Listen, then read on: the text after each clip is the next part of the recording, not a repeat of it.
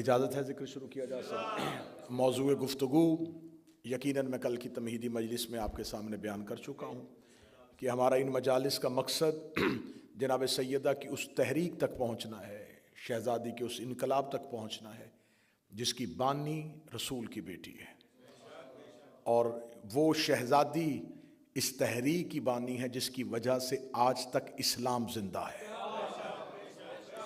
इस्लाम ज़िंदा है तो वो सबब फ़ातिमा है। ये लफ्ज़ मैंने खिताबत में नहीं कहा, ये लफ्ज़ यकीनन अपने अंदर हकीकत रखता है, क्योंकि इस्लाम महफूज है तो ज़हरा की वजह से, इसलिए कि इस्लाम का मोहसन जो है उसकी पहचान का नाम फ़ातिमा है। जनाब सैयदा सल्लल्लाहु अलैहा एक तहरीक लेके उठी। शहजादी ने उस दौर की रसूल अल्लाह के बाद उस दौर की हाकमियत के सामने एक सीसा पिलाई हुई दीवार बन के शहजादी ने उस तहरीक का आगाज किया।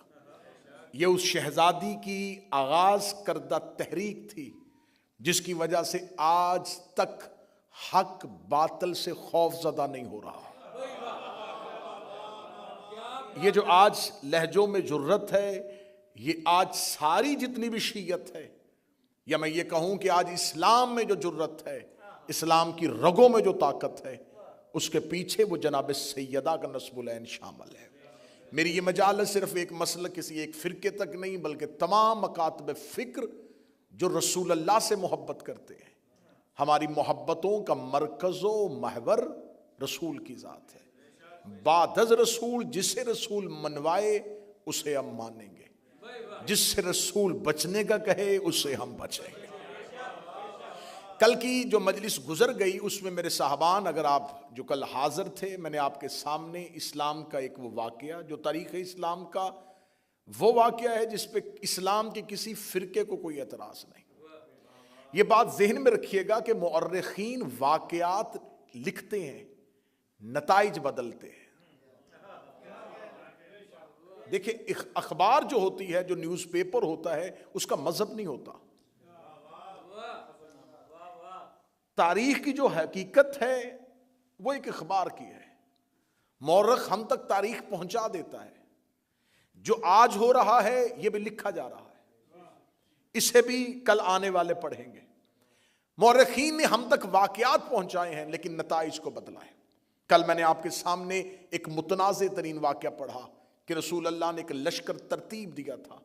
जब रसूल कह रहे थे और रसूल उस पे तायीद भी कर रहे थे, रसूल उस हुक्म की तामील पे जोर भी दे रहे थे, लेकिन क्या वजूहात बनी कि कुछ अहबाब ने, कुछ लोगों ने रसूल अल्लाह के हुक्म की नाफरमानी की। और फिर उससे बड़ा सितम यह है कि जिन्होंने हुक्म नहीं माना था वही बाद में इस्लाम के वारिस बने। वो कि आम लोग नहीं थे, उन्हें बाद में मसनद दी गई, उन्हें आला ओहदे दिए गए और उन्हें नवाजा गया। खुदा ने कुरान में हुक्म दिया है, अहले इल्म तशरीफ फरमाएं, आज की मजलिस शुरू हो गई। कुरान ने हुक्म दिया है कि हर एक को चाहिए कि वो अपनी जिंदगी में वसीयत करे। ये हुक्म है कि तुम्हें चाहिए कि तुम अपनी जिंदगी में वसीयत करो ताकि तुम्हारे बाद तुम्हारे वर्सा में इंतशार ना हो, झगड़ा ना हो। यह हुक्म कुरान ने मखसूसी नहीं दिया, अमूमी दिया है। यह नहीं कहा कि जिनके पास जमीन है वो वसीयत करो, जिनके पास विरासत है वो वसीयत करो। हर एक से कहा है कि तुम वसीयत करो। यह हुक्म इस्लाम का हुक्म है कि वसीयत करो। वसीयत का हुक्म भी अल्लाह ने दिया है, तवज्जो रखिएगा। और जिसको वसीयत की जाए उसे फिका और शरीयत में वसी कहते हैं। तकरीर शुरू हो चुकी साहबान, गुफ्तगू शुरू हो चुकी आज की।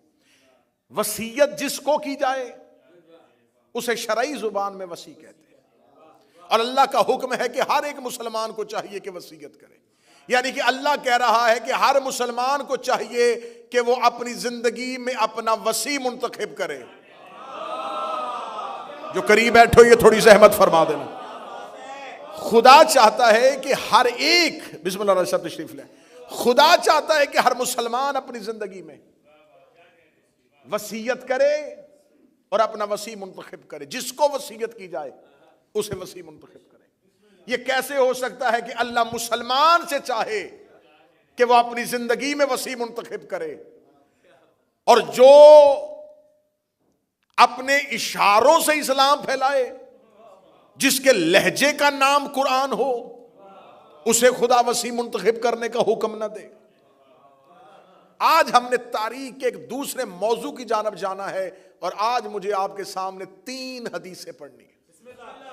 ये तीनों की तीनों हदीसें मुसलमानों के नजदीक मुस्तनद भी हैं, सही असनाद के साथ हैं, इनमें मुसलमानों में कोई झगड़ा नहीं।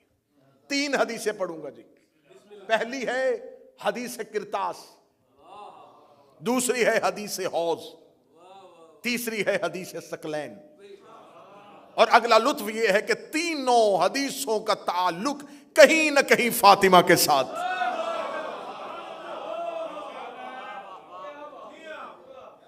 ये 3 मुख्तलिफ अहदीस हैं जिनमें कोई दो राय नहीं है। जिसमें जो पहली हदीस है हदीस किरतास, इसे मुसलमानों के सबसे बड़े मुहद्दिस जिनकी आज सही को मुसलमान कुरान के बाद सबसे बड़ा दर्जा देते हैं, सही बुखारी, उसमें 7 मकामात पर जो मुझसे चाहे वो, क्योंकि तवालत के को पेश नजर रखते हुए मैं हदीस के मुकम्मल नंबर और मुकम्मल मतन न पढ़ सकूंगा, जो बाद में लेना चाहे वो मुझसे हदीस के नंबर ले सकता है। 7 जगहों पे बुखारी ने इस हदीस को मुख्तलिफ जगहों पे नकल किया।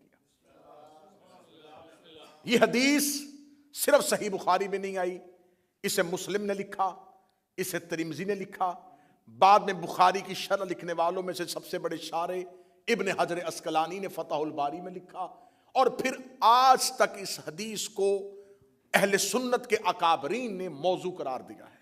ये हदीस मुस्तनद है, सही असनाद के साथ है। इस हदीस के जो बुखारी ने रावी लिए हैं, वो रावी मुख्तलिफ 4 लोग हैं। 4 मुख्तलिफ लोगों से उन्होंने हदीस ली है, लेकिन जिसने बयान की है वो एक ही है। ये हदीस जो आई है ये पहुंची है अब्दुल्ला इब्ने अब्बास से। अब्दुल्ला इब्ने अब्बास कोई आम सहाबी नहीं, मुफस्सरे कुरान है। रसूल अल्लाह ने इनकी शान में बहुत सी हदीस भी बयान की हुई है। अब्दुल्ला इब्ने अब्बास इसका मरकजी रावी है। उसके बाद सईद इब्ने जुबैर ने भी ली है, अब्दुल्ला इब्ने मसऊद ने भी ली है, मुख्तलिफ रावी है। अब्दुल्ला इब्ने अब्बास कहता है कि वो अपनी जिंदगी में कहा करते थे, यौमल खमीस मा यौमल खमीस, हाय जुमेरात का दिन, हाय वो जुमेरात का दिन। बुखारी कहता है, सही बुखारी में बिल्कुल इन्हीं अल्फाज के साथ है कि जब अब्दुल्ला इब्ने अब्बास कहते जुमेरात का दिन, यौमल खमीस मा यौमल खमीस, जुमेरात का दिन, हाय जुमेरात का दिन, ये कह के वो रोते, इतना रोते कि जमीन पर पड़े हुए कंकर उनके आंसुओं से तर हो जाते। जब वो इस शिद्दत के साथ रोते, और फिर मुख्तलिफ लोग जो उनके पास बैठे होते, उन्होंने इस रवायत, इस हदीस को नकल किया कि वो कहते हैं कि हाय काश मैं अपनी जिंदगी में वो जुमेरात ना देखता कि जब रसूल अपने हुजरे में शिद्दत मर्ज में तड़प रहे थे, और रसूल ने अपने हुजरे में कहा था कि आओ मैं तुम्हें कुछ लिख दूं, कागज और कलम लेके आओ। सुनिएगा हदीस, कागज और कलम लेके आओ, कलम और किरतास लेके आओ, ताकि मैं तुम्हें कुछ लिख दूं, ताकि तुम मेरे बाद गुमराह ना हो जाओ। लफ्ज ब लफ्ज बुखारी से हदीस लेके पढ़ रहा हूं। जिसको चाहिए हवाला मेरे पास इस वक्त भी डिजिटल लाइब्रेरी में फोन में मौजूद। 7 मकामात पे सही बुखारी में, मुस्लिम ने, जितनी किताबें चाहोगे उसमें लिखा हुआ है। रसूल अल्लाह ने कहा कि मुझे कागज और कलम दो, मैं तुम्हें कुछ लिख दूं, ताकि, एक एक लफ्ज पे गौर करना, ताकि मेरे बाद तुम गुमराह ना हो जाओ।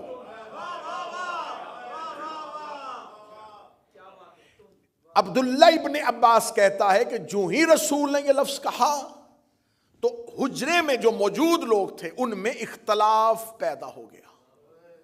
मैंने कल की मजलिस में कहा था इख्तलाफ नबी की जिंदगी में हुआ। इख्तलाफ ये लफ्ज है बुखारी के कि रसूल के हुजरे में मौजूद सहाबा इकराम के दरमियान इख्तलाफ पैदा हुआ। एक ग्रोह कह रहा था कि रसूल मांग रहे हैं कागज कलम दो। एक ग्रोह जिनकी नुमाइंदगी उमर इब्ने खत्ताब कर रहे थे उन्होंने कहा कि कागज कलम की जरूरत नहीं, और उन्होंने एक लफ्ज कहा जो बुखारी ने लिख दिया है, हाजर रसूल अल्लाह। इन्हें तो हज़ियान हो गया है, ये तो शिद्दत मर्ज के साथ बड़बड़ा रहे हैं, हस्बुना किताबुल्लाह, हमें अल्लाह की किताब काफी है। मैं लफ्ज पढ़ रहा हूं, अगर मुझे कहेंगे तो मैं अभी फोन खोल के बिल्कुल बुखारी का वही मतन पढ़ना शुरू कर दूंगा। जब उन्होंने ये लफ्ज कहा तो रसूल अल्लाह ने कहा कुमु इन्नी, उठो मेरे पास से चले जाओ, मुझे उस हाल में रहने दो, मैं इसमें खुश हूं बजाय उस हाल के जिसमें तुम मुझे लेके जा रहे हो। यह कह के नबी ने उनको हुजरे से निकाल दिया। इसके बाद अब्दुल्ला इब्ने अब्बास कहता है कि सईद इब्ने जुबैर कहता है अब्दुल्ला इब्ने मसऊद से भी नकल हुआ कि इब्ने अब्बास कहता है, अब बुखारी ने देखिए आगे खयानत क्या हुई है कि फिर रसूल ने 3 वसीयतें की। पहली वसीयत की कि मुशरकीन को जजीरा अरब से निकाल दो, पहली वसीयत। दूसरी वसीयत की मेरे बाद आने वाले वफूद का वैसे ही ख्याल रखना जैसे मैं अपनी जिंदगी में रखता था। सर उठाना मेरी शिया कौम का नौजवान, मैं सबसे बड़ी इल्मी चोरी और इल्मी दहशतगर्दी आपके सामने रखने लगा हूं। इसके बाद बुखारी कहता है कि सईद इब्ने जुबैर कहता है कि रसूल ने कोई तीसरी वसीयत भी की थी जो हम भूल गए। 2 वसीयतें हमें याद हैं, तीसरी वसीयत को या तो इब्ने अब्बास ने हमें नहीं बताया, या सईद कहता मैं भूल गया, या उसके बाद वाले कहते हम भूल गए। लेकिन बुखारी ने 7 मकामात पे लिखा कि वो तीसरी नबी की वसीयत उम्मत तक नहीं पहुंची। ये है वो हदीस जिसे कहते हैं हदीस किरतास। इसके अगर आप नंबर चाहेंगे, इंटरनेशनल का जो नंबर जो बुखारी की मरकजी जिल्द है, ये सबसे पहले 114 नंबर पे बुखारी ने इस हदीस को नकल किया है। उसके बाद ये 6 मुख्तलिफ मकामात पर हदीस आई है, थोड़े थोड़े लफ्ज बदले हैं लेकिन मरकजी मतन तब्दील नहीं हुआ। यह है सबसे पहली हदीस। अब जब मैंने इस हदीस को देखा कि इसको मुखालिफीन मजहब ने इस हदीस के बारे में क्या लिखा है, तो उन्होंने इस हदीस में मुख्तलिफ किस्म के बहाने तराशे हैं। उन्होंने पहला बहाना जो बयान किया है, मैंने इस पे इतनी मेहनत की है कि जिन्होंने इस हदीस को दिफा करने की कोशिश की है उन्हें पढ़ा भी है, और जो लिखते नहीं उन्हें सुना भी है कि आखिर इसका दिफा कैसे कर रहे हैं, किस चीज के साथ दिफा कर रहे हैं। अब उन्होंने पहला दिफा क्या किया, उन्होंने कहा पहला दिफा यह है कि जब रसूल ने कहा था कि मुझे कागज कलम दो, तो उस वक्त सहाबी का इनकार करना इस बात की दलील है क्योंकि रसूल इम्तिहान की वजह से मांग रहे थे, इम्तिहानन मांग रहे थे, क्योंकि अल यौमा अकमलतु लकुम दीनकुम के बाद दीन कामिल हो गया था, किसी मजीद फरमान की जरूरत नहीं थी। तो नबी सहाबा का इम्तिहान लेना चाहते थे कि देखूं कि मैं इनसे कागज कलम मांगूं तो ये मुझे देते हैं, अगर ये मुझे देंगे तो फिर मुझे पता चल जाएगा कि जब अल्लाह ने कह दिया है कि दीन कामिल हो गया तो फिर ये किसी और नई चीज को क्यों लिखवा रहे हैं। तो लिहाजा रसूल सहाबा का इम्तिहान ले रहे थे, तो सहाबा अपने इम्तिहान में कामयाब हो गए, उन्होंने कागज कलम नहीं दिया। ये पहली तवील है। जामिउल अज़हर मिस्र से शुरू करूंगा और मिर्जा मोहम्मद अली इंजीनियर तक आ जाऊंगा जिन्होंने इस हदीस को दिफा करने की कोशिश की। दूसरी तवील बयान की, उन्होंने कहा दूसरी वजह यह कि हजरत उमर इब्ने खत्ताब समझ गए थे, उनकी दूर अंदेशी थी कि रसूल अल्लाह कहीं कुछ ऐसा ना लिख दे जो बाद में उम्मत उस पर अमल न कर सके और गुनाहगार हो जाए। यह है दूसरी तावील, यह है दूसरी तावील। आइए अब चलते हैं तीसरी तावील की तरफ।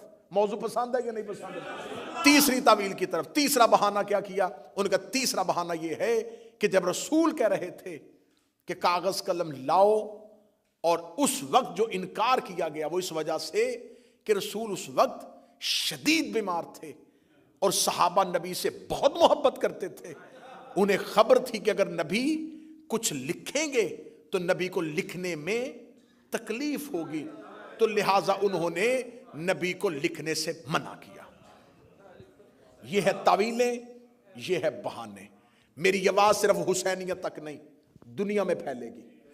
आपकी वसातत से मैं पैगाम पहुंचाने लगा हूं अपने अहले सुन्नत भाइयों तक। तुम्हें रसूल का वास्ता, एक शख्स को बचाने के लिए, एक सिर्फ एक पर्सनैलिटी को बचाने के लिए, एक जात को बचाने के लिए इस्लाम के साथ इतना घरौना मजाक न करो।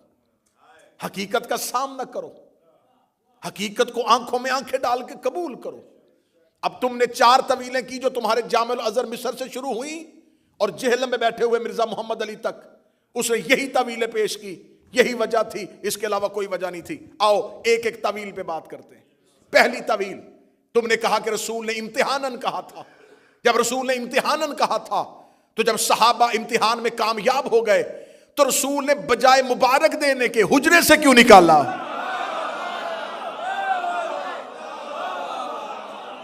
भाई रसूल इम्तिहानन कह रहे थे ना, रसूल इम्तिहानन कह रहे थे। रसूल इम्तिहानन कह रहे थे कि देखे मेरी उम्मत मेरे बाद सहाबा क्या करेंगे। तो जब रसूल ने इम्तिहान लिया, सहाबा इकराम कामयाब हो गए। रसूल को चाहिए था कि मुझे बिठाओ, मैं तुम्हें सीने से लगाऊं कि मेरे बाद तुम इतने काबिल हो चुके हो कि अब तुम दीन में कोई नई चीज नहीं लिखवाना चाहते। नबी ने कह दिया कूमो इन्नी, निकल जाओ मेरे हुजरे से। रसूल का निकालना इस बात की दलील है इम्तिहान रसूल का नहीं, इम्तिहान सहाबा का हो रहा था।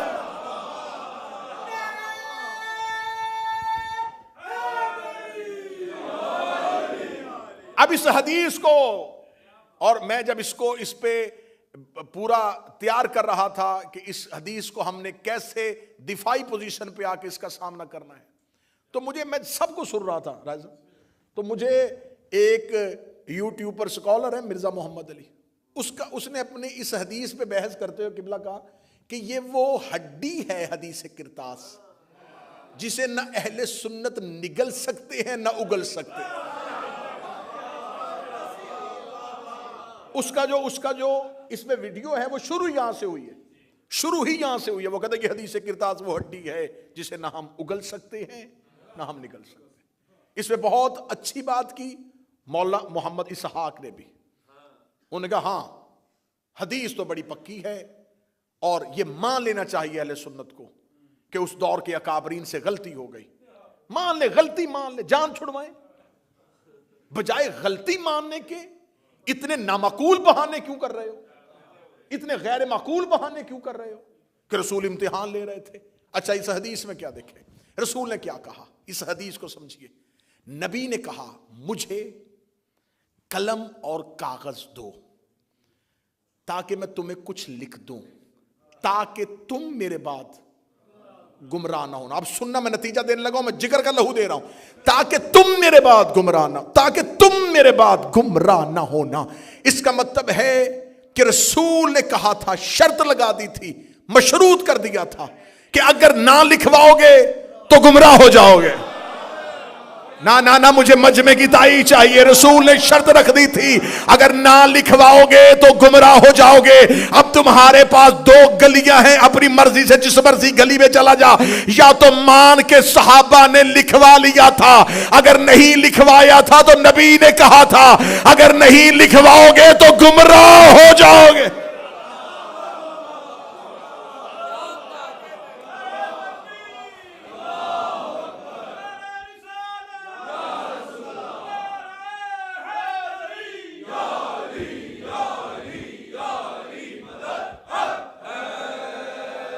अगर ना लिखवाओगे तो गुमराह हो जाओगे।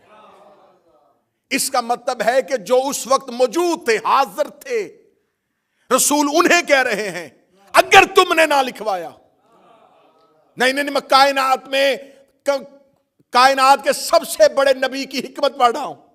नबी ने फरमाया अगर तुमने ना लिखवाया तुम गुमराह हो जाओगे। इसका मतलब कि आज तक उम्मत में जो जो गुमराह हो रहा है, क्योंकि हम तो वहां थे ही नहीं। बोलो जो हुसैन के नौकर बैठे हो, मेरा आज का अहले सुन्नत भाई, तुम भी वहां पे नहीं थे, फिरके बने ही नहीं थे। जब तुम बने ही नहीं थे तो इसका मतलब कि आज जो गुमराह हो रहा है, हम तो वहां पर थे ही नहीं। वहां पर तो कुछ और लोग मौजूद थे जिन्हें नबी ने कहा था अगर तुमने ना लिखवाया तो तुम गुमराह हो जाओगे। इसका मतलब वो गुमराह हुए थे कागज कलम ना देने की वजह से। क़यामत तक उम्मत गुमराह होगी उनकी वजह से।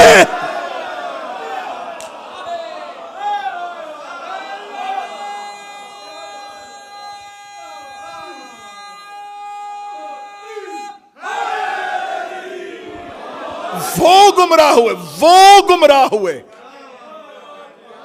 वो गुमराह हुए इनकार की वजह से। अब जो जो गुमराह होगा, ना हमसे नबी ने मांगा, क़यामत वाले दिन अल्लाह किसी गुमराह को जहन्नम में फेंकेगा तो वो कह देगा मेरे अल्लाह मेरा कोई कसूर नहीं है, काश मेरे तक वो तहरीर आ जाती। अल्लाह कहेगा तुझ तक तहरीर आई नहीं तो फिर उसे माना क्यों था जिसने तहरीर का इनकार किया।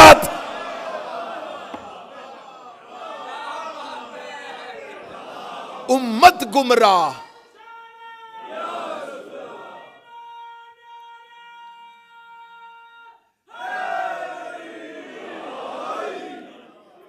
अगला जुमला कहूं जी, जुमला कहूं अगर ज़हन तैयार है, इसका मतलब है कि उम्मत सिर्फ इब्लीस की वजह से गुमराह नहीं हो रही। बोल सको जो बोलो जो हुसैन के नौकर बैठो।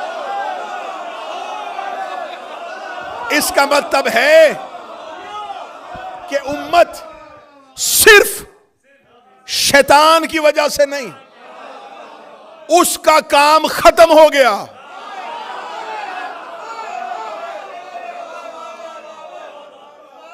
रसूल कह रहा है, रसूल कह रहा है लन तज़िल्लु बअदहु, ना गुमराह हो जाना मेरे बाद। जब रसूल कह रहा है कि गुमराह हो जाओगे, तो ये वही रसूल है जिसने इसी जुबान से कहा था अल्लाह है। इसी रसूल ने कहा था फरिश्ता है, इसी ने कहा था जन्नत है, इसी ने कहा था जहन्नम है। पूरा इस्लाम इस नबी की जुबान की वजह से। और वो कह रहा है हो जाओगे, तो इसका मतलब है कि अब जो भी गुमराह होगा वो सिर्फ शैतान की वजह से गुमराह नहीं हो रहा। लिखवा लेते जब रसूल कह रहे थे तो आओ, मैंने पहले कहा था एक शख्स बचाने के लिए तुमने दिफाई पोजीशन ली, हम उस दिफाई पोजीशन में सामने आए हैं। अगर ये इम्तिहान मकसूद था, हुजरे से क्यों निकाला? अच्छा, दूसरी दलील क्या दी? दूसरी दलील ये कि उन्होंने दूर अंदेशी से ये फैसला कर दिया था कि रसूल कहीं कुछ ऐसा ना लिख दें जो बाद में मुसलमानों से हो ना सके और वो गुनाहगार हो जाएं। अच्छा, ये बात नबी के ज़हन में नहीं आई।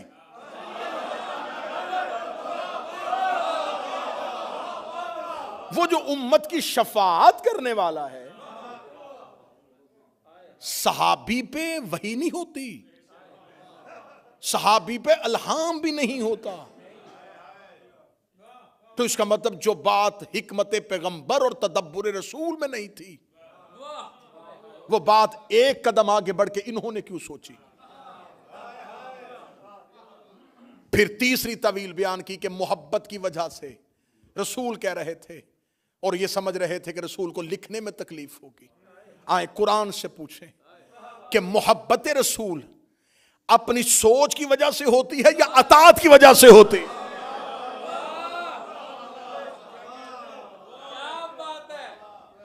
मैं उठूं और मैं सुबह फजर की नमाज पढ़ूं, 2 रकत पढ़ूं और मुझे लुत्फ आए, मैं दूसरी रकत में बजाय तशाहुद के बैठने के मैं उठ के खड़ा हो जाऊं, मैं इश्क में तीसरी भी पढ़ूं और पढ़ूं भी सूरा यासीन और किरत भी बड़ी खूबसूरत करूं और रोऊं भी आंसुओं के साथ, और मैं किबला अरशद तुराबी साहब से पूछूं किबला आज सुबह नमाज में इतना लुत्फ आया कि मैंने 2 रकत पे रुका ही नहीं, मैंने तीसरी भी पढ़ दी, ये फौरन कहेंगे दोबारा नमाज अदा कर क्योंकि तेरी नमाज बातल हो गई। मैंने कहा तीसरी रकत में यासीन पढ़ी थी, रुकू में रोया भी पड़ा था, उन्होंने कहा 2 पढ़ी थी तो अताअत थी, तीसरी पढ़ी तो बगावत हो गई।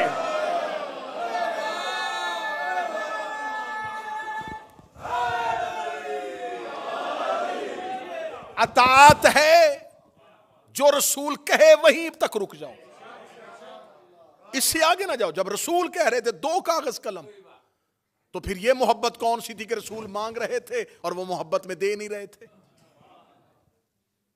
अब देखें, सामने दुश्मन भी बड़ा शातिर होता है, उन्होंने ये तवीलें बयान की, जब हमारे उलमा ने आगे से दिफा किया, उन्होंने फिर आगे से एक पोजीशन और ली, मैं अगली पोजीशन पे जाने लगा।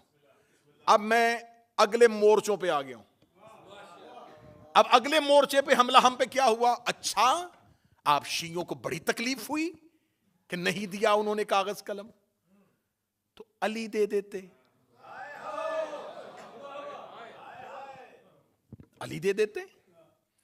अच्छा, ये हिकमत मुझे आज तक समझ में नहीं आई कि जवाब देने की बजाय फौरन कहते हैं अली ने क्यों नहीं किया,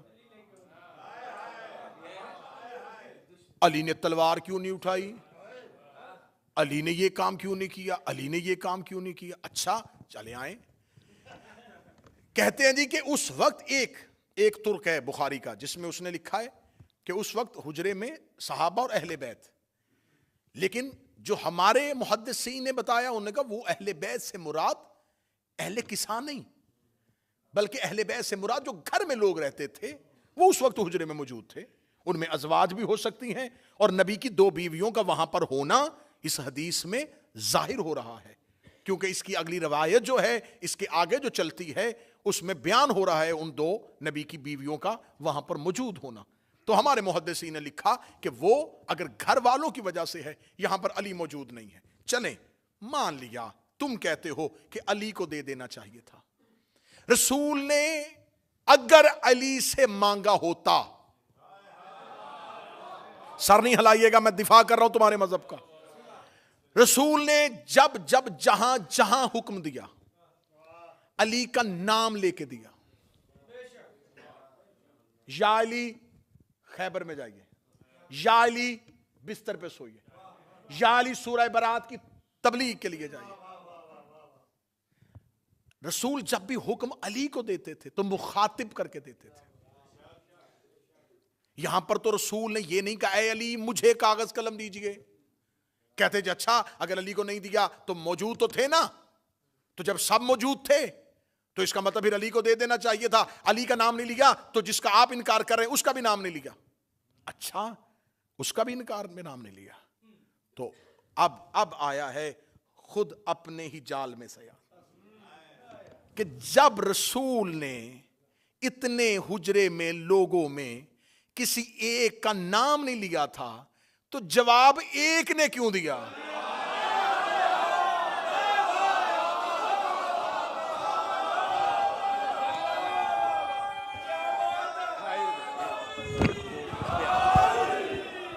जवाब एक ने क्यों? मादर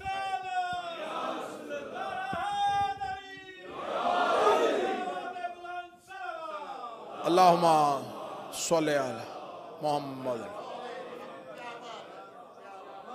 जवाब बता रहा है कि मुखातिब कौन था।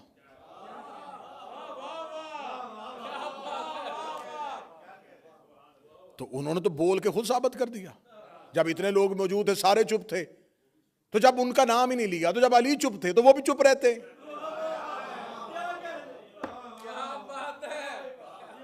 अच्छा, अली ने कागज कलम क्यों नहीं दिया, इस बात में बहस बाद में करेंगे। पहले ये बताओ, अली ने इनकार तो नहीं ना किया?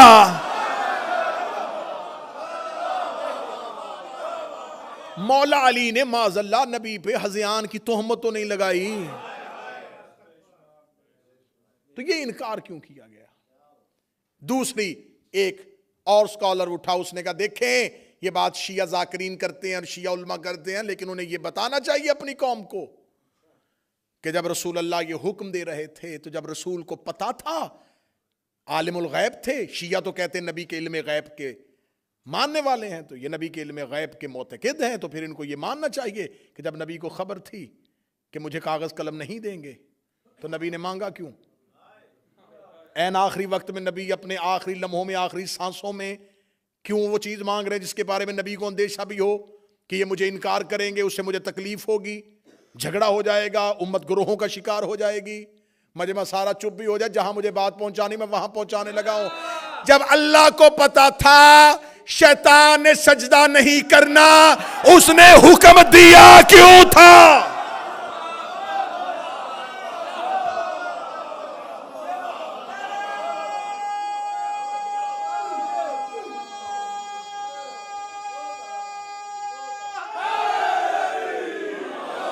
हम नबी के इल्म गैब में बाद में आएंगे कि नबी का इल्म गैब जो है वो कोई फिरका मानता है, कोई फिरका नहीं मानता, लेकिन अल्लाह को आलिमुल गैब हर ला इलाहा इल्लल्लाह पढ़ने वाला मानता है कि अल्लाह गैब का आलिम है, अल्लाह गैब का इल्म रखने वाला है, वो गैब के सारे पर्दों से वाकिफ है, वो गैब से सारे राजों से वाकिफ है। जब अल्लाह को पता था कि फरिश्तों की महफिल में एक ऐसा बैठा है जिसने इनकार कर देना है, तो अल्लाह ने सजदे का हुक्म क्यों दिया था? अल्लाह को पता था कि इसके दिल में आदम का बुग़्ज़ है, इसके दिल में आदम के लिए नफरत है। अल्लाह को पता था कि जब तक मैं आदम की खिलाफत का ऐलान नहीं करूंगा इसकी दिल की मुनाफकत जुबान पे नहीं आएगी। अल्लाह ने आदम की खिलाफत का ऐलान किया ताकि मुनाफकत बाहर आए। नबी ने कागज कलम मांगा ताकि मुनाफकत बाहर आए।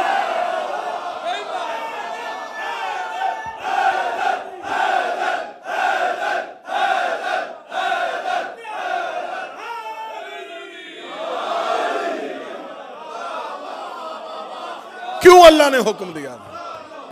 अल्लाह ने हुक्म दिया ताकि मुनाफिकत बाहर आए। तो ये रसूल अल्लाह है,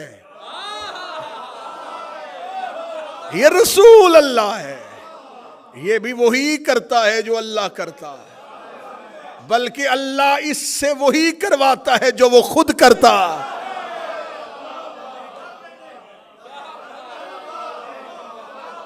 अल्लाह ने किया था ताकि मुनाफिकत बाहर आए, नबी ने भी किया ताकि मुनाफिकत बाहर आए। अल्लाह सजदे का हुक्म ना देता, हुसैनिया ब्रेडफोर्ड गिरदो नवा वालों, बरतानिया वालों, जुमला बहुत मुश्किल से कबूल होने वाला लेकिन करना। अल्लाह अगर हुक्म आदम के सजदे का ना देता तो आज तक शैतान भी अलैहिस्सलाम होता।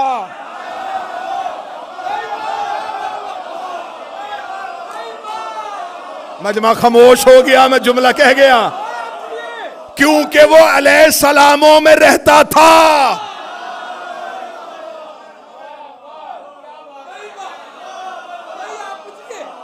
अगर अल्लाह हुक्म ना देता वो आज तक ना हमसे पकड़ा जाता।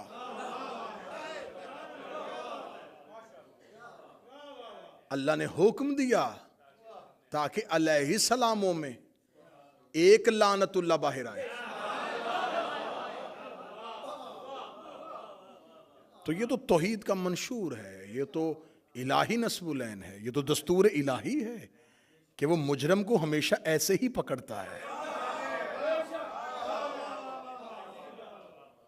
फिर रसूल ने कहा कि मैं तुम्हें लिख दूं ताकि तुम मेरे बाद गुमराह ना हो जाओ। अच्छा, अली ने क्यों नहीं लिखवाया? अली को गुमराही का खतरा होता तो लिखवाता।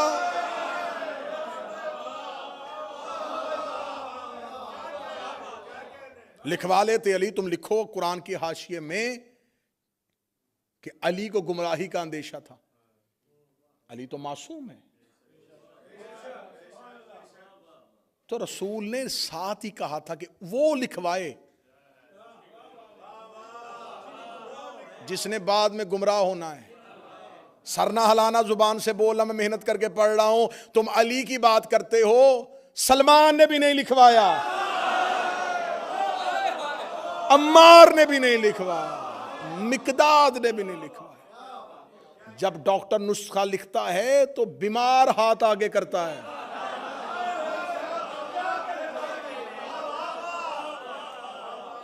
डॉक्टर एक मरीज को नुस्खा लिख के दे रहा और साथ एक सेहतमंद बैठ के कहे एक कॉपी मुझे भी दे दें, या वो खांसता हुआ मरीज उस सेहतमंद से कह दे अच्छा मौका है, लिख रहा है, तू भी लिखवा ले। वो कहेगा मैं लिखवाऊं क्यों, मुझे मर्ज ही कोई नहीं, ताकि तू मेरे बाद गुमराह ना हो जाओ। ये पहली हदीस मैंने पढ़ दी, ये हदीस है किरतास। दूसरी हदीस फिर लिख दी बुखारी ने। अब मैं क्या करूं, नबी से लिखवाई नहीं और सही बुखारी में 7 दफा लिख दी।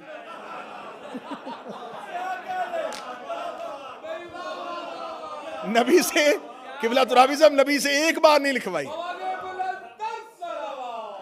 अल्लाहुम्मा सल्ली अला, नबी से एक दफा नहीं लिखवाई और बुखारी में बार बार लिख दी। चले मैं, क्योंकि ये वीडियो कैमरे की मौजूदगी में बात हो रही है, तो ये जो हदीस किरतास है ये बुखारी में पहला इसका हदीस नंबर 114, 3168 दूसरी जगह पे आई, 4431 तीसरी जगह पे आई, 4432 चौथी जगह पे आई, 7366 ये 5वीं जगह पे आई, 3053 और 5669 ये है 7 वो हदीसों का नंबर जिसमें बुखारी ने हदीस किरतास को लिखा।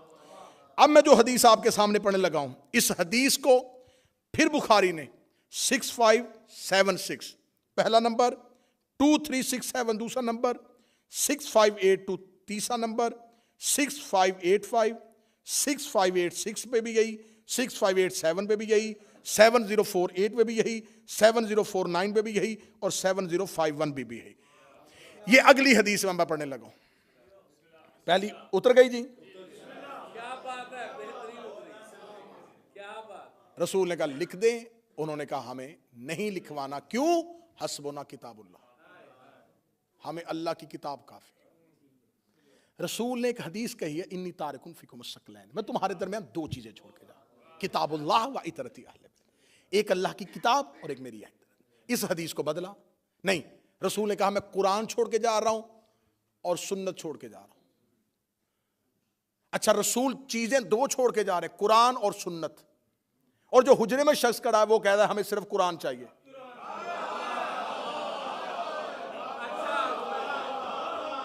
अब तुमने हदीस तुमने बदली, हमने नहीं बदली, हदीस तुमने बदली है। अब तुम्हारी बदली हदीस तुम्हारे गले में आने लगी है।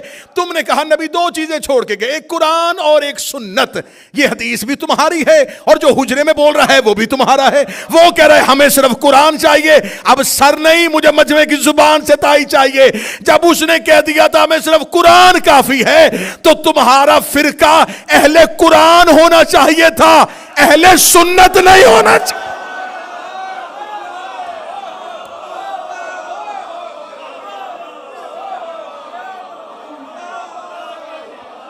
फिरके का नाम होना चाहिए था फिरकाए अहले कुरान।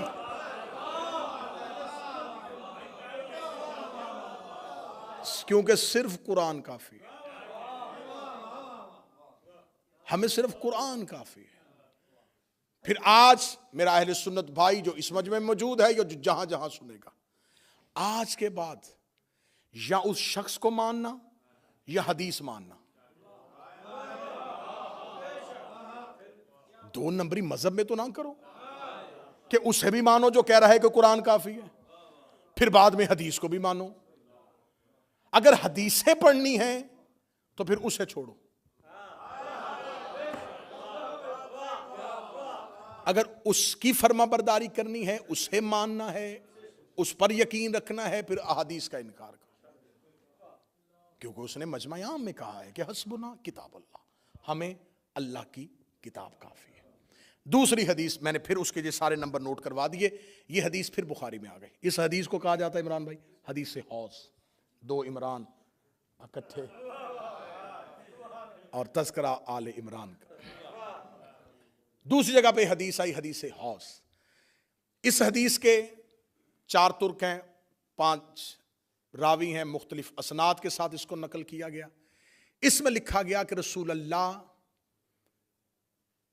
खुद बयान करते हैं कि क़यामत वाले दिन मैं हौज़े कौसर पे हूंगा, या कुछ मेरे असहाब में से कुछ लोगों को लाया जाएगा।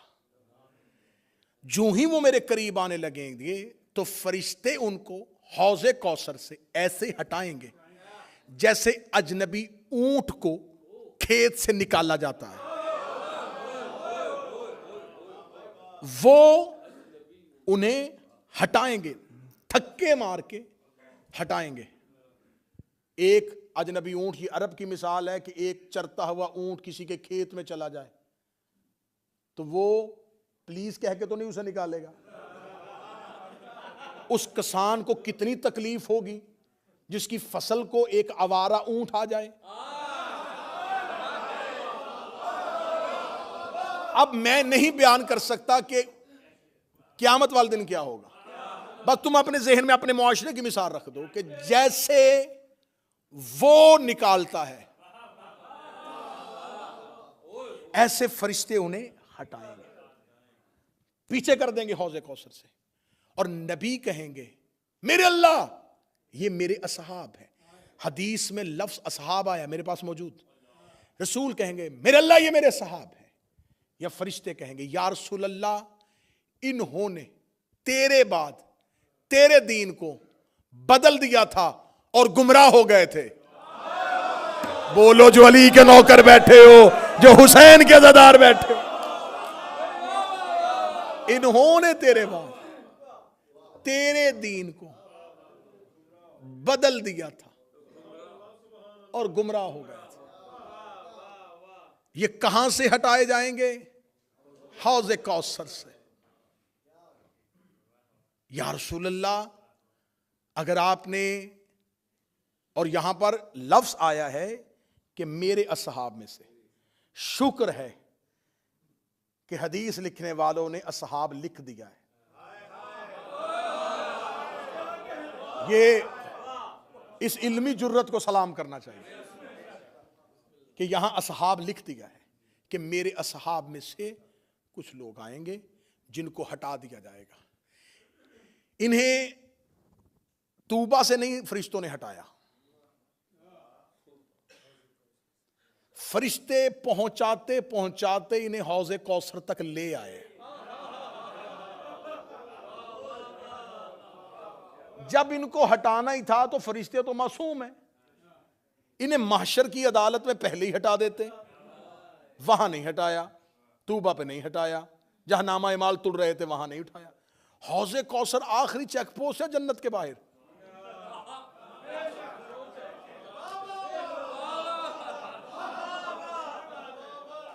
आखिरी चेक पोस्ट है, वहां तक ले आए।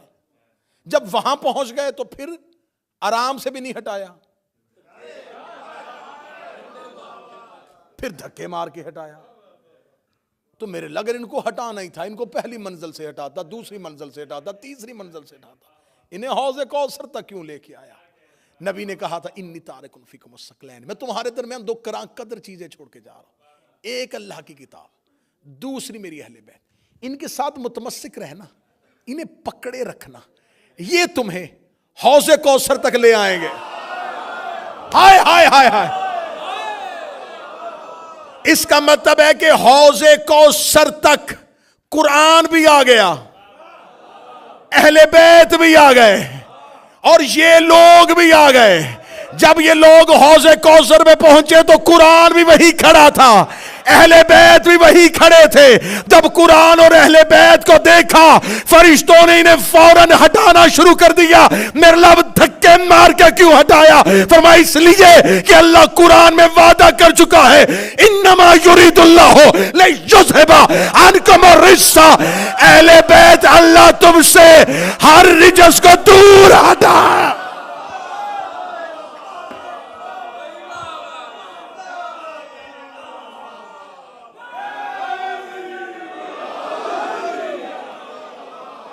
ये है हौज़ कौसर। इस हदीस को कहा हदीस हौज़, हौज़ वाली हदीस। हौज़ कहते हैं तालाब को। इस चश्मे का नाम कौसर नहीं है। हाँ हाँ हाँ, समझना, ये है हौज़े कौसर, कौसर का चश्मा।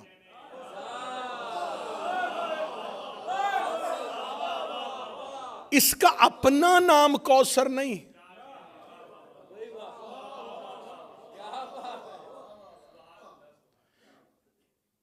ये है कौसर का चश्मा। इसका मतलब कौसर और है, चश्मा और है। अगले जुमले तक मुझे अज़ादार मातमी की ताई चाहिए। फरिश्ते इन्हें घसीट कर कौसर तक लेके आए थे।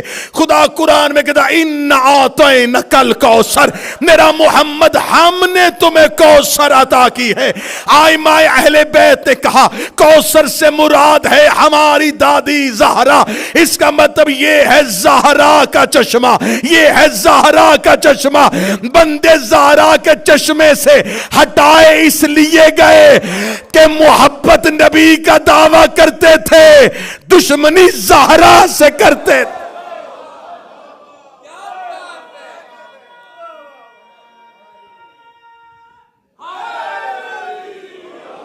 जिन्हें हटाया गया वो डायरेक्ट ज़हरा के दुश्मन थे।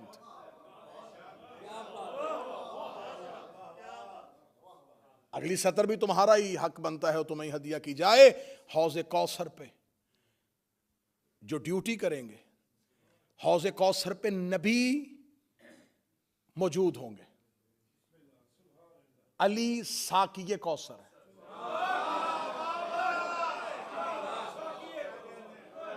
रसूल उस चश्मे पे खड़े होंगे, अली पिला रहे होंगे, हसनैन दे रहे होंगे, मुस्तफा भी वहीं, मुर्तजा भी वहीं, हसनैन भी वहीं। 4 मासूमों की ड्यूटी है उस चश्मे पे। अब सुनना जो अकीदे वाले बैठे हो, कब्र में फरिश्ते आएंगे, हशर में फरिश्ते खड़े होंगे, दामा अमाल फरिश्ते हाथों पे दिलवा रहे होंगे, क़यामत का ऐलान फरिश्ते करेंगे, मलकल मौत रूह कब्ज करेगा। हौज़े कौसर तक पहुंचते पहुंचते अल्लाह ने हर ड्यूटी मलाइका की लगाई है, लेकिन हौज़े कौसर पे अल्लाह ने किसी फरिश्ते की ड्यूटी नहीं लगाई। खुदा ने फरिश्तों से कहा अब पीछे हट जाओ, अब यहां नौकरी मोहम्मद करेगा, नौकरी अली करेगा, नौकरी हसनैन करेगा, क्योंकि अल्लाह ज़हरा के चश्मे पे फरिश्तों को भी बर्दाश्त नहीं।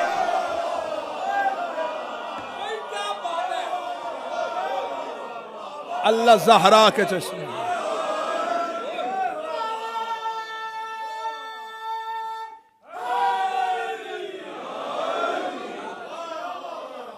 जो अल्लाह ज़हरा के चश्मे पे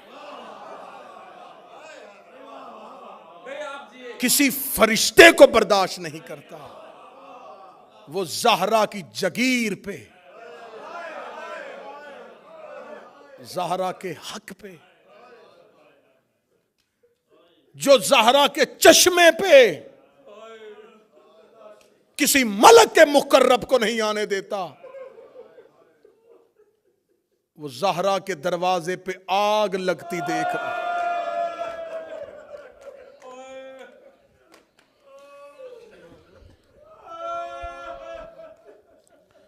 हुसैन की मां तुम्हारी नौकरी कबूल करे, नबी की बेटियां तुम्हें दुनिया के किसी गम में न रुलाएं। जब भी रो या ज़हरा को रो या ज़हरा की औलाद को रो। आशूरा पे भी आते हो, 10 दिन मुहर्रम में भी इमाम बारगाहों की जीनत बनते हो। यह अयाम फातिमिया है,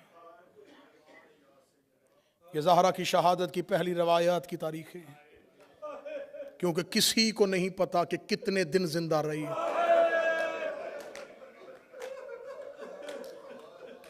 मैं मिन्नत करके कहूंगा अयाम फातिमिया पे गफलत न बरता करो। मैंने खुद क़िबला तुराबी साहब कुम में आयतुल्लाह वहीद खुरासानी की तकरीर सुनी थी। उन्होंने जुमला कहा था, अगर तुम चाहते हो तुम्हारी कब्र की पहली रात अली तुम्हारा शुक्रिया अदा करने में, कभी ज़हरा के हक से फरामोश ना रहना।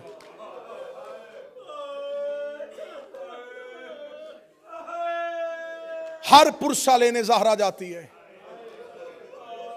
ज़हरा का पुरसा लेने अली आते हैं। ये फातिमा का पहला आज़ादार है। मैं लफ्ज़ फिर कहने लगा, अली ज़हरा के आज़ादार है। अली ने ज़हरा के बाद ज़हरा के लिए पहला इमाम बारगाह बनाया। रेत पे बैठ के रोता था कायनात का अली। हम इन्हीं अयाम में से को दिन तलाश करते हैं। कितनी गुर्बत है मोहम्मद की बेटी पे। न किसी को शहादत की तारीख का पता है, न किसी को कब्र का पता है। ये भी नहीं पता कि कब शहीद हुई। ये भी नहीं पता कि अली ने कहां दफन की। इन राजों से पर्दा उठाएगा जब फातिमा का बेटा आएगा।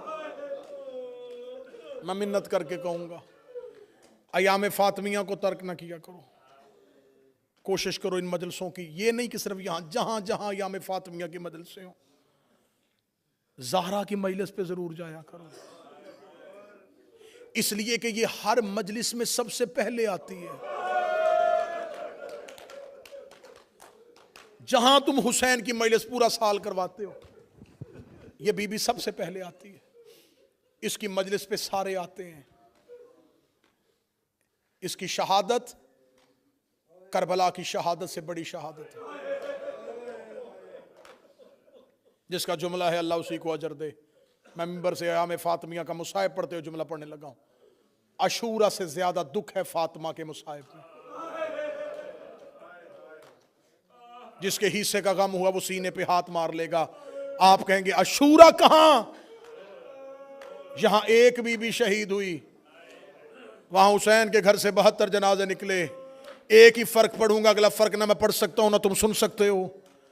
वहां माओं के सामने बेटों को मारा गया था, यहां बेटों के सामने मां को मारा गया। बेटे देख रहे थे, बेटे देख रहे थे, मां जख्मी हो गई। बेटे देख रहे थे, मां जमीन पे गिर गई। मेरा मौला तुम्हें नजफ ले जाए। मौला अमीर अल मोमिनीन के जिस सहन में दाखिल हो गए, गुंबद, हरम, जर्री पे जाओगे, शहनशाहियत, जलालत। जब जियारत की किताब उठाओगे, जियारत का पहला लफ्ज़ अस्सलामु अलैका या अव्वल मज़लूम। ऐ कायनात के पहले मजलूम, तुझ पर हमारा सलाम हो। मुझसे सवाल करो कि अली कायनात का पहला मजलूम क्यों है। मेरी आंखों के सामने मौला अब्बास का आलम है। मैं गाजी मौला से माफी मांग के जुमला कहने लगा, मौला अब्बास आप भी बड़े मजलूम हैं, लेकिन तेरा बाबा तुझसे बड़ा मजलूम है। मैं फिर मुसाए में जुमले रोक रोक के पढ़ रहा हूं ताकि किसी मोमन को ज्यादा तकलीफ ना हो।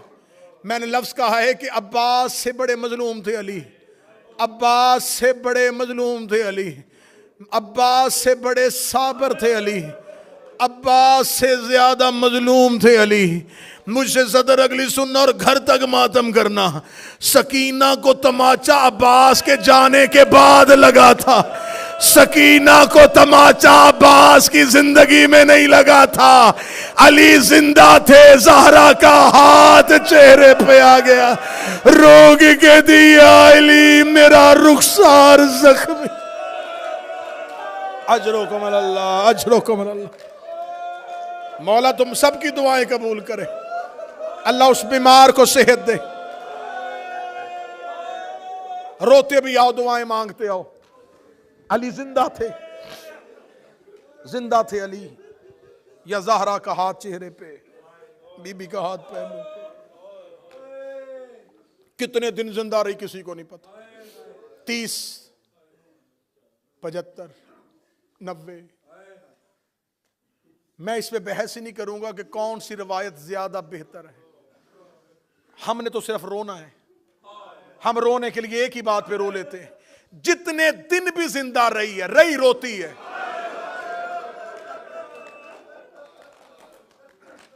रोना एक लम्हे का भी रोना होता है, रोना सालों का भी रोना होता है।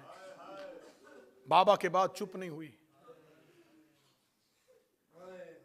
मुझे ये एजाज हासिल है, मेरी नस्लें भी ये कर्जा उतारना चाहे नहीं उतार सकती। मुझे मिंबर से इज्जत मिली है इस बीबी के नाम की वजह से। मुझे इस बीबी के मुसाइब से अपनी औलाद से ज्यादा प्यार है। मैं कोई लफ्ज जाया नहीं करूंगा। मैं तुम्हें 5 दिन सिर्फ ज़हरा ही के मुसाइब सुनाऊंगा। 5 दिन में मैं नहीं बयान कर सकता कि बाबा के बाद कितना रोई। एक सतर में अगली पढ़ने लगा हूं, यहां से मुझे देखना है कि मुझे कितना मुसाइब पढ़ना है। बाबा को दुनिया से गए 3 दिन हुए थे, ज़हरा का दायां हाथ तस्बीह नहीं करता था।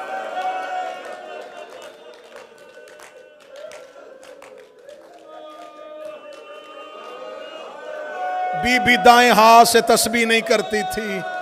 बीबी दाएं हाथ से तस्बीह नहीं करती थी। मैं जुमले भी पढ़ रहा हूं और मजमे को भी देख रहा हूं। जो नहीं रो सका जनाब ज़हरा, उसे माफ कर देना। उसके समझने में गलती नहीं है, मेरे पहुंचाने में गलती हो गई है। मैंने जुमला का बाबे के 3 दिन के बाद तनवीर बीबी दाएं हाथ से तस्बीह नहीं करती थी। मुझे इस मिंबर की इज्जत की कसम है, मुझे अब्बास के अलम की कसम है। मैं 14 की कचहरी में खड़ा होकर जुमला पढ़ने लगा हूं। तुम्हारे डर से मिंबर पे जाकिरीन पढ़ते हैं कि बीबी दाएं हाथ से तस्बीह इसलिए नहीं पढ़ती थी कि बीबी का दायां हाथ पहलू पे था। ये मोहम्मद की नमाजी बेटी थी। ये अपनी एक तकलीफ की वजह से अपने हाथ को तस्बीह से महरूम नहीं कर सकती थी। बीबी का पहलू जख्मी सिर्फ नहीं था, बीबी तस्बीह इसलिए नहीं पढ़ती थी, बीबी के हाथ की उंगलियां शहीद हो गई थी। मोहम्मद की बेटी का हाथ तस्बीह पढ़ने के काबिल नहीं था, तस्बीह के काबिल नहीं था। सिर्फ पहलू नहीं, सिर्फ पहलू नहीं, हाथ जख्मी। तेहरान के बहुत मशहूर रोजा खान खतीब आलम दीन उस्ताद हुसैन इंसारियान मरकजी खतीब थे ईरान के। इनको सुनने के लिए जम्मे गफीर आता था। उस्ताद अंसारियान तेहरान की मरकजी इमाम बारगाह में बीबी ज़हरा के मुसाइब पढ़ रहे थे। उस्ताद ने पढ़ दी ज़हरा की शहादत। मजलिस तमाम हो गई। उस्ताद इमाम बारगाह के हुजरे में चले गए, जाके बैठ गए। इमाम बारगाह खाली हो गया। एक शख्स की चीखों की आवाजें मुसलसल आ रही थी। उस्ताद ने मजलिस के काफी देर बाद जब मुसलसल गिरिए की आवाज सुनी तो उन्होंने इमाम बारगाह के मुंतजमीन से कहा, कौन शख्स है जो अभी तक रो रहा है? कहने लगे, उस्ताद कई बार गए हैं, एक बूढ़ा है जो बैठा है इमाम बारगाह में, उसकी चीखें खत्म नहीं हो रही। उस्ताद ने कहा, मुझे उसके पास लेके जाओ। उस्ताद अंसारियान अपनी जगह से उठे, उस बुजुर्ग के पास आए, जमीन पे बैठे, सीने से लगाया, बीबी ज़हरा का पुरसा दिया, बीबी फातिमा की ताज़ियत की। करने के बाद माथा चूम के कहने लगे, मुझे बता सकता है कौन सा ऐसा जुमला है जो तुझे अभी तक रुला रहा है? उसने चीखे मारते हुए उस्ताद की तरफ देखा। उसने कहा, मैंने जिंदगी में पहली बार ज़हरा की शहादत सुनी है। उस्ताद तूने मिंबर पे जुमला पढ़ दिया है कि फातिमा की पसलियां शहीद हो गई थी। उस्ताद ने कहा, हाँ मैंने जुमला पढ़ा है। क्या लगा, मैं पेशे के एतबार से डॉक्टर हूँ, मैं हड्डियों के मर्ज का इलाज करता हूँ। मुझे कुरान की कसम है, किसी की एक पसली टूट जाए उसे सांस लेते भी तकलीफ होती है। अल्लाह जाने इतने दिन मोहम्मद की बेटी किस हाल में जिंदा,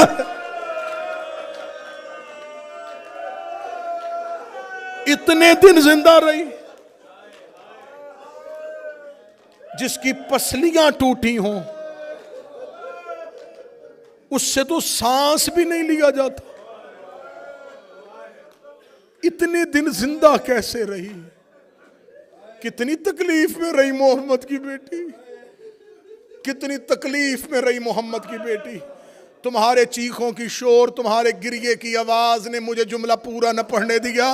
जब उसने कहा ना कि उस्ताद मैं डॉक्टर हूं, मुझे पता है एक पसली एक हड्डी टूट जाए मरीज को सांस लेते तकलीफ होती है, मुझे बता फातिमा इतने दिन जिंदा कैसे रही?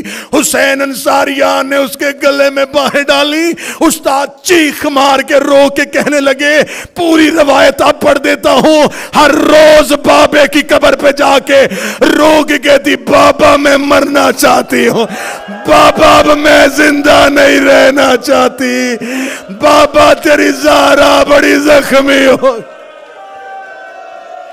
अल्लाह तेरी बेटियों के नसीब अच्छे करे। हुसैन की मां तेरी बेटियों के नसीब अच्छे। अपने मुंह से मौत मांगी है मोहम्मद की बेटी ने। बस एक रवायत और पढ़ूंगा।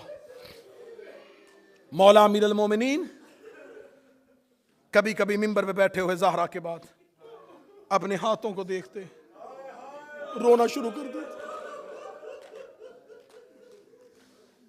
साहबा पूछते, या अली आप हाथों को देख के क्यों रोते हैं? अली देखते, क्या फायदा इन हाथों का,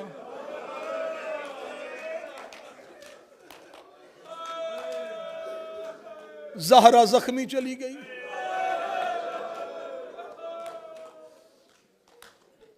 क्या फायदा अली तेरे हाथों का? हसरत अली के दिल में थी, काश मुझे नबी हुक्म ना देते, मुझे रसूल की वसीयत ना होती, रसूल ने मुझे तलवार न्याम में रखने का हुक्म ना दिया होता। मैं इनसे पूछता, ये ज़हरा के दरवाजे पे ऊंची आवाज में बोले कैसे? हसरत बाबे की दिल में रह गई। अली हो गए ज़ईफ, आ गया दुनिया में अब्बास। आखिरी रवायत सुना, आखिरी रवायत सुना। अली की दिल में रह गई, अब्बास दुनिया में आ गए। अब्बास ज़हरा की बेटियों की गोद में पलना शुरू हुआ। एक दिन बीबी उम्मुल बनीन के पास गोद में आके अब्बास रो के कहते हैं, अम्मा उम्मुल बनीन मैं बहनों के साथ रहता हूं, घर में रहती हैं तो चुप रहती हैं, ये बकिया में जाके रोती क्यों है?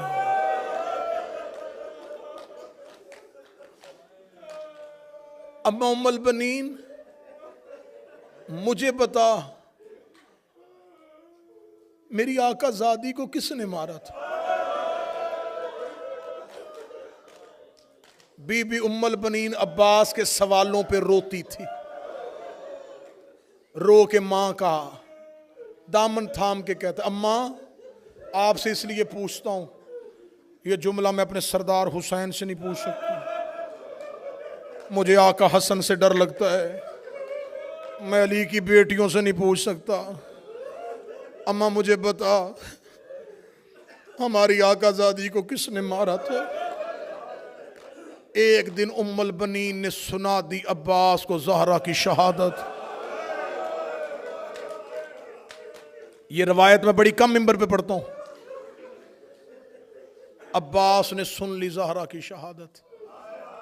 बीबी उम्मुल बनीन ने कहा, गाजी जख्मी हाथों से तेरे लिबास सीती थी। अब्बास ज़ैनब कलसूम कहती हैं, हमारी माँ हमें वसीयत करके गई थी, मेरे बाद मेरे अब्बास का ख्याल रखना। अब्बास वो तुम्हें बड़ा प्यार करती थी। जिस दिन अब्बास ने सुन ली ज़हरा की शहादत, उसके बाद अब्बास बकिया में जाके रोते रहते, बकिया में जाके रोते रहते। एक दिन मौला अमीर अल मोमिनीन घर आए, आखिरी जुमले पढ़ रहा हूं, 2 या 3 मिनट में खत्म होने लगी रवायत। घरों तक रोना, बिस्तर तक रोना, अयाम फातिमिया में याद कर करके इस रवायत को रोना। मौला अली घर आए, बीबी उम्मुल बनीन सहन में मुस्तरब होके चक्कर लगा रही हैं। अली ने कहा उम्मुल बनीन इस तरह आपकी ये कैफियत क्यों, इतनी बेचैनी का आलम क्यों? फरमाया अली सुबह से अब्बास घर से गया है, मगरब हो गई है, अब्बास वापस नहीं आया। ये देखना था मौला अमीर अल मोमिनीन ने अपनी तलवार दीवार पे लटकाई। फरमाया उम्मुल बनीन क्या खतरा है अब्बास को, वो अली का बेटा है। बीबी उम्मुल बनीन कहती है नहीं या अली, मुझे हासदीन मदीना से खौफ आता है, ये तेरी दुश्मनी में तेरे अब्बास से कोई बदला ना ले लें। या अली मैं बड़ी बेचैन हूँ। अमीर अल मोमिनीन ने फरमाया उम्मुल बनीन तू बेचैन ना हो, मैं अब्बास को ढूंढ के लाता हूँ। अली मस्जिद में गए, मस्जिद खाली, अब्बास मौजूद नहीं। जब अली जन्नतुल बकी में पहुंचे, अब्बास ज़हरा की कब्र पे बैठा हुआ था। अब्बास को फातिमा की कब्र पे बैठा हुआ अली ने देखा। अली करीब आए, जब मौला अली ने अब्बास का चेहरा अपनी तरफ किया, अब्बास की चेहरा आंसुओं से भरा हुआ था। अब्बास के चेहरे पे मातम के निशान थे। अली ने अब्बास की बचपन में ये हालत देखी। अली ने गाजी को सीने से लगाया, रो के कहता अब्बास तुझे क्या हुआ है? बाबे को जोर से दामन में लिया। लोग कहते मुझे बता दिया है मां उम्मुल बनीन ने, मैं इसलिए कब्र ज़हरा पे आया हूं। या अली मुझे एक बार बता दे, मुझे मदीने में वो बंदा दिखा जिसने हुसैन की मां को तमाचा मारा था। मैं फातिमा से इजाजत लेने आया हूं। मैं रो रो के कह रहा हूं हुसैन की मां तुझे तेरी इज्जत का वास्ता मुझे इजाजत दे, मैं तेरा बदला लूं। मैं लोगों से जाके पूछूं इसके दरवाजे पे आग क्यों लगा। अल्लाह लानतुल्लाह अलल कौम ज़ालिमीन। मातम हुसैन।